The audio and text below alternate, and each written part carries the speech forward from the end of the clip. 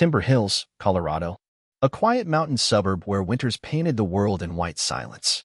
The kind of town where people nodded politely, snowplows worked before sunrise, and kids still knocked on doors to ask if they could shovel your driveway for $5. It was the kind of place Ellie Dawson thought would bring her peace. She wasn't looking for noise. Not anymore. 2 years ago, Ellie had lost her husband, Jackson, a snow sculptor, of all things. Not a job that made headlines, but it made him happy. He used to say snow was just frozen breath waiting to be shaped. That stuck with her. So after Jackson passed, Ellie moved here, to a quiet cul-de-sac where the only drama was a lost Amazon package or whose dog pooped where. Each winter since, Ellie honored him with a snowman. But not the kind you're thinking of. She didn't just stack 3 snowballs and call it a day. No, Ellie crafted art. Last year, it was a snow astronaut, helmet and all. The year before, a life-size wizard with a crooked ice staff and pine cone beard. Kids came by to take selfies. Parents lingered to compliment the detail. The whole thing brought life to an otherwise frozen street. And then Brenda Halverson moved in. It started with destruction. Ellie had just finished this year's creation, a Sentinel-style snowman standing 6 feet tall, decked out with a miner's helmet, broom in hand, and a smug half-smile that almost dared someone to mess with it. She called it the Watchman. And someone took the dare. She didn't see it happen live. But when Ellie woke up Tuesday morning and looked out her window, all she saw was carnage. Snow scattered like white confetti. The head? Missing. The arms? Ripped clean off. The base? Flattened. At first, she figured it was teenage mischief. Then she checked the footage. There, in full HD glory, was Brenda, fuzzy slippers, pink robe, hair in curlers, waddling up the lawn like a woman on a mission. She kicked the snowman's head clean off like she was scoring the final goal in the World Cup. Then she yanked the stick arms out one by one. But the piece de resistance? Brenda pulled a hairdryer out of her robe pocket and began melting the remains. Ellie stared at the screen in disbelief. First confusion. Then rage. Then, bizarrely, laughter. Because who the hell brings a hairdryer to a snowman fight? On top of the destruction, Brenda had left something else behind. Taped to Ellie's mailbox was a printed notice. Dear homeowner, as per new HOA regulations, all unauthorized yard decorations must be removed within 24 hours. Failure to comply may result in fines. Brenda Halverson, HOA president.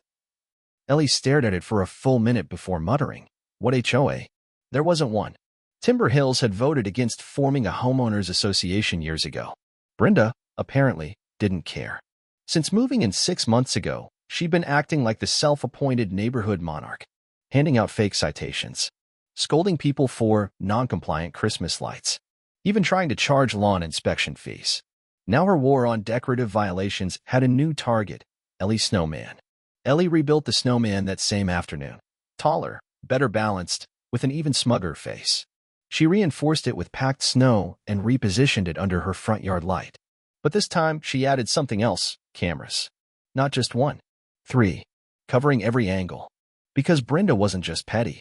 She was organized, theatrical, and worse, she believed she had power.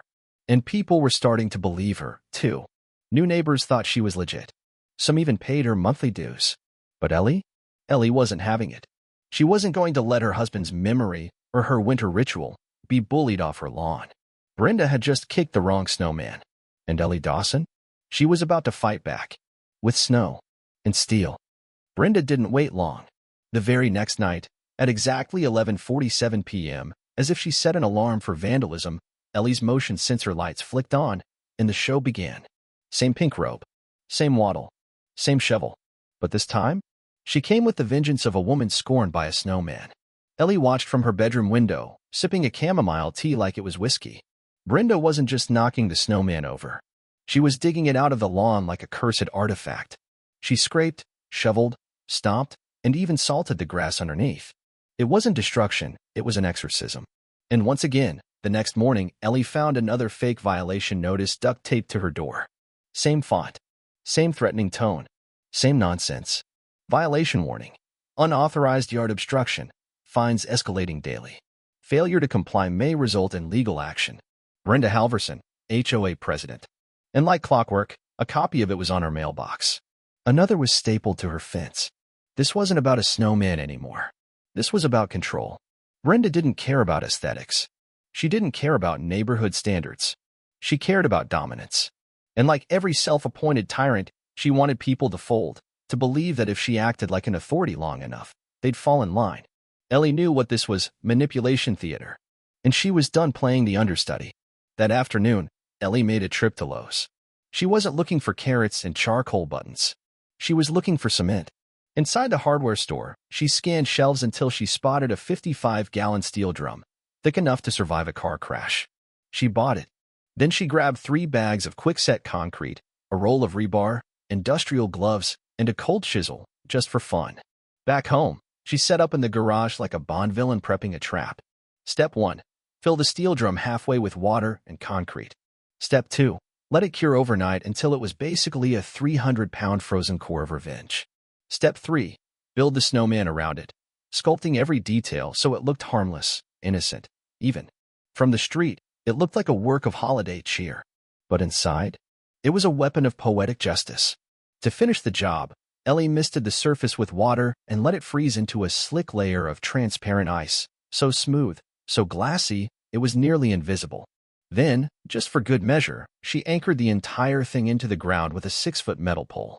Hidden, locked, unmovable. And finally, bricks. Inside the base. Nothing obvious.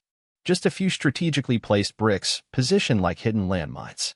Not enough to hurt someone. Ellie wasn't a maniac, but just enough to destroy the bumper of any SUV foolish enough to challenge it. She stepped back and admired her creation. The Watchman 2.0. The most litigious snowman in American history. And now, all that was left to do was wait. Headlights sliced through the snowy dark. Ellie's security cams lit up. Brenda's SUV rolled slowly down the street like a panther circling prey. She didn't get out immediately. No. First she glared. Then she braked. Then she pulled into Ellie's driveway like she owned it. This time, there was no rope. She wore jeans, boots, and a windbreaker like she'd dressed for battle. In her hand, a brand new snow shovel. Ergonomic. Serrated edges. Bright orange. Weaponized. She marched onto the lawn and raised the shovel high. Ellie winced. Clang. The sound was glorious. Metal on steel. Brenda reeled back, dropping the shovel like it had bitten her. She shook her hands, wincing in pain. Then she bent down and touched the snowman, immediately yanking her hand back from the icy shell. But she wasn't done. Because people like Brenda? They don't know when to quit. Ellie's jaw dropped as Brenda got back into her SUV. No, she wasn't. She couldn't be. But she was.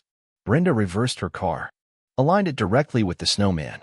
Then slowly, she pressed the gas, creeping forward like a battering ram. Ellie didn't even breathe. And then she floored it. The impact was catastrophic. Brenda's luxury SUV hit the snowman like a battering ram and came off second best. The front bumper crunched inward, metal groaning like a dying animal. The hood buckled, headlights exploded, and the radiator burst with a hiss of steaming antifreeze. The snowman didn't move an inch. Brenda stumbled out of the car, face a mixture of pain, fury, and utter disbelief. She looked like she had just tried to tackle a mountain and lost. Ellie opened her front door, mug of cocoa in hand. Something wrong, Brenda? Brenda wheeled around, pointing a trembling finger. You booby-trapped your yard. Ellie took a slow sip. It's a snowman. And then, because the universe has perfect timing, the police arrived. 2 squad cars rolled up, tires crunching softly over the snow-packed street. Red and blue lights flickered across the neighborhood, painting Ellie's lawn in strobe-lit drama. Brenda froze, halfway between her ruined SUV and the snowman that refused to die. The steam from her radiator curled up into the cold night like a white flag of mechanical surrender. The first officer to step out was Officer Mitchell, a tall man with the face of someone who had seen way too much HOA drama for one lifetime. He glanced at Brenda, then at the snowman, then at the wrecked front end of her $60,000 SUV. "Ma'am," he said, sighing like it physically hurt him. "What the hell happened here?" Brenda spun toward him, flailing like a soap opera extra caught mid-meltdown. "I was attacked. That man." She jabbed a finger at Ellie. "You built a weapon." Ellie blinked. "I'm a woman."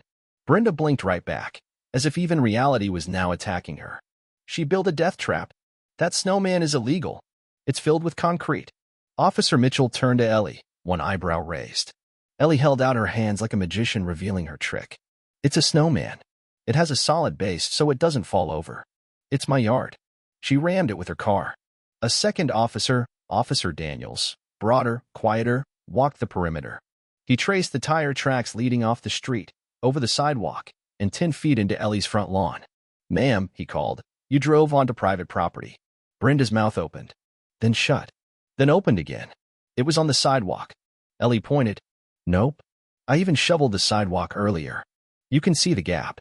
Officer Daniels crouched, ran a gloved hand over the clear concrete, and nodded. "Confirmed. The sidewalk's untouched. This thing was fully in the yard." Brenda's voice rose an octave. "This is harassment. I am the HOA president. I have jurisdiction." Officer Mitchell turned slowly, deliberately. "There is no HOA here." A beat of silence. Brenda looked around wildly, like she expected backup to leap out of the bushes wearing matching khakis and clipboards. I have documents." She darted to her SUV, or what was left of it, and yanked open the glove box. Out came a plastic folder stuffed with poorly printed violation letters, fake dues invoices, and a self-laminated HOA ID badge that looked like it had been made on a kid's label maker. Officer Mitchell took one glance and audibly groaned. "You've got to be kidding me." Daniel stepped forward, arms crossed. "Ma'am, we've had several complaints in recent weeks about fraudulent citations, fake fines, and someone impersonating an HOA authority. These documents match what's been reported." Brenda paled. "I was just enforcing community standards." Mitchell tilted his head. "Standards written by who?" "Me. I mean, the board." Ellie snorted. "There is no board." Mitchell ignored the outburst. "Ma'am, issuing fake fines and collecting money under a false organization can be considered fraud. Depending on the scope, wire fraud. And if you've been collecting checks." Brenda's eyes went wide. They were donations. Voluntary contributions. Ellie stepped forward. "With threats of fines if they didn't pay?" Brenda pointed at her, furious. "This is your fault. You're trying to ruin me." Ellie raised her cocoa. "No, Brenda. You did that all by yourself." Officer Daniels pulled out a citation pad. "Here's what's happening. You're being cited tonight for reckless driving, trespassing, property damage, and we're opening a formal investigation into HOA impersonation and financial fraud." Brenda's face twisted like she'd been slapped with a shovel. "You can't do this. I'm the president." Officer Mitchell handed her a formal trespass warning. "Not anymore. You're banned from this property. If you step foot on this lawn again, you will be arrested. And your insurance." He nodded toward the crumpled SUV. "It's not covering a dime of that damage." Brenda clutched the paperwork like it was radioactive. Her knees wobbled. Her mouth moved, but no words came out. The officers walked back to their cruisers, leaving Brenda standing in a puddle of radiator fluid and shattered pride. Ellie turned toward her. "See you next winter." And with that, she walked back inside, shut the door, and laughed so hard she nearly spilled her cocoa. But Ellie wasn't done, because the next day, Brenda struck back, with one final, desperate play, a letter taped to every mailbox in the neighborhood, demanding $300 from every household to cover the damage caused to the HOA president's vehicle by an unsafe snow structure. And that was the moment the entire neighborhood turned. Ellie had seen a lot of nerve in her life. She once watched a woman at Costco return a rotisserie chicken with one bite left claiming it was undercooked. She'd seen a guy scream at a Starbucks barista for putting one too many ice cubes in his venti. But nothing compared to the audacity of the letter taped to her mailbox the next morning. It was official looking. Header in red. Full legal jargon everywhere. Her breath caught in her throat as she read. Mandatory community reimbursement notice. To cover the unexpected damages sustained by the HOA president's vehicle due to a community safety hazard, unauthorized snow installation, each homeowner is hereby required to submit a $300 one-time emergency payment. Please deliver payment, cash or check only, to 1420 Mapleview Drive by Friday. Failure to comply will result in additional fines and HOA penalties. Brenda Halverson, HOA president. Ellie burst out laughing so hard she had to sit down. Brenda had just tried to invoice the entire neighborhood for the car she destroyed by ramming a snowman. If it weren't so insane, it would have been art. Ellie grabbed her letter and headed to Mike's place. Mike was a retired Army vet who'd lived in Timber Hills longer than most of the driveways had cracks. He hated nonsense, and he really hated Brenda. When Ellie handed him the letter, he read it twice. Then he said, flatly, "This woman's got a bigger ego than my old drill sergeant." And he used to sign emails General of Coffee Supplies. They didn't report her. Not yet. Mike had a better idea. We let her dig her own grave. By sundown, Nearly every house in Timber Hills had the same letter. Brenda had gone full propaganda mode, delivering them by hand, smiling like a deranged politician running on a post. But the thing is, Brenda didn't realize people talk. And when the 10th neighbor in a row said, "Wait, $300 for a snowman," the tide shifted. It started on Facebook, then spread to Ring camera threats. Then came the mailbox gossip. By noon the next day, the neighborhood was buzzing like a hornet's nest. Brenda thought she was collecting checks. Instead, she was collecting enemies. Mike called it the Timber Hills Tea Party. He gathered Ellie, Susan, the local PDA queen, and a dozen other neighbors. They marched, en masse, to Brenda's front door, holding their fake invoices like protest signs. Brenda opened the door beaming, until she saw the crowd. Her smile cracked like cheap veneer. "Oh, hello, neighbors. Are you here to submit your—" Mike raised his voice. "Just wanted to clarify something, Brenda. Of course. What legal authority are you using to collect money from an entire neighborhood?" Brenda's eyes flickered. "Well, this is a HOA matter." "Right," Mike said, "except Timber Hills has no HOA." Brenda waved dismissively. "We reformed it." Susan stepped forward, pulling out her phone. "Actually, I called the city this morning. And surprise, there's no registered HOA for this neighborhood. In fact, the city says they've received multiple complaints about fraudulent fines and your names on all of them." Brenda's face went pale like a cold front had hit her from the inside. One by one, neighbors began ripping the letters in half. Mike held his copy high and tore it down the middle. Then came Susan. Then Ellie. The rest followed like dominoes. It was a full-on paper rebellion. Brenda stammered. You can't just—" Mike grinned. "Oh, we can. And also he pointed to a woman walking down the street with a clipboard and city badge. "That's Janice. From the city records office. She's here to start an investigation into your financial records." Brenda staggered. "This is a witch hunt." Susan smiled sweetly. "No, Brenda. It's a fraud hunt." That evening, Brenda posted in the neighborhood Facebook group, "Effective immediately, I hereby resign as president of the Timber Hills HOA." Someone commented, "You can't resign from a position that never existed, Brenda." Another, "Can we vote on whether to refund her SUV repairs with Monopoly money?" By the next morning, Brenda's lawn signs were gone. Her mailbox, once plastered with fake violation forms, was empty. But Ellie knew something Brenda didn't. The law moves slowly, but it never forgets. Because 3 days later, city investigators, accompanied by local police, showed up at Brenda's door. And this time, they came with a stack of subpoenas and a warrant. Thursday morning, Ellie was shoveling snow when the convoy arrived, 6 vehicles strong. 3 marked with the city seal. 1 police cruiser. 2 unmarked, boxy, and ominous, the kind you only ever see when someone's about to have a very bad day. They pulled up to Brenda's house and parked in perfect formation, like a legal firing squad. Brenda must have been watching, because the front door cracked open the moment the lead investigator stepped out. Ellie could see her from across the street, disheveled, barefoot, robe half on. A hot mess in a cold storm. "What do you want?" Brenda barked, already on the defensive. The investigator, a calm, efficient woman in a navy wool coat, held up a packet of documents thick enough to choke a filing cabinet. "Ma'am, we have completed our investigation. You are being served." Brenda's face blanched. "For what?" "I haven't done anything illegal." The investigator's voice didn't rise. It didn't need to. Fraudulent collection of HOA fees. Impersonation of a legal entity. Wire fraud. Tax evasion. Brenda stumbled back like the words physically hit her. "I was just organizing the neighborhood. You were collecting thousands of dollars under false authority. From dozens of residents. For years. We have the records. Bank transfers. Handwritten logs. Even your spreadsheet labeled dues received." She held up a page. "You even marked which residents were compliant and who to target with fake violations."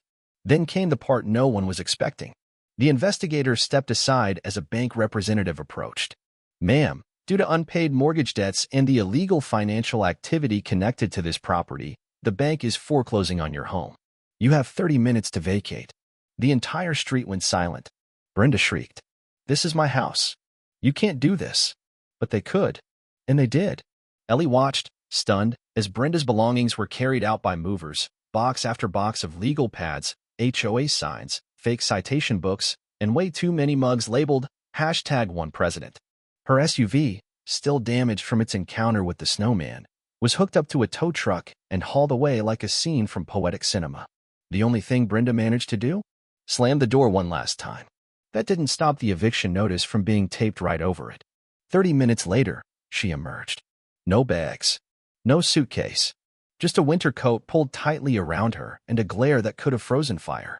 And as she walked out, she had to pass it. The snowman. Still standing. Still smiling. Untouched. Unbothered. Unbeaten. Brenda didn't look at anyone. Not Ellie. Not Mike. Not Susan, who was live streaming the whole thing on Facebook. She walked past them all like a ghost haunting her own street. And that was the moment the neighborhood exhaled. Brenda's house was auctioned within the month. The money she had collected was frozen by the state. Investigators said there would be restitution for victims. She faced multiple charges, some civil, some criminal. The Timber Hills HOA? Dead. Officially and forever. But the legend of the Watchman, Ellie's unbeatable snowman, lived on. That spring, someone made a miniature replica of it out of ceramic and left it on Ellie's porch with a note. To the woman who beat a fraud with a snowman, Ellie still builds a snowman every winter. Bigger. Stronger. Undefeated. Not because she needs to fight Brenda anymore. Brenda's gone. But because every time the snow falls, it reminds Ellie and the entire block of one simple truth. You don't have to fight every battle. You just have to outlast your enemies. And sometimes, all it takes is a snowman filled with concrete.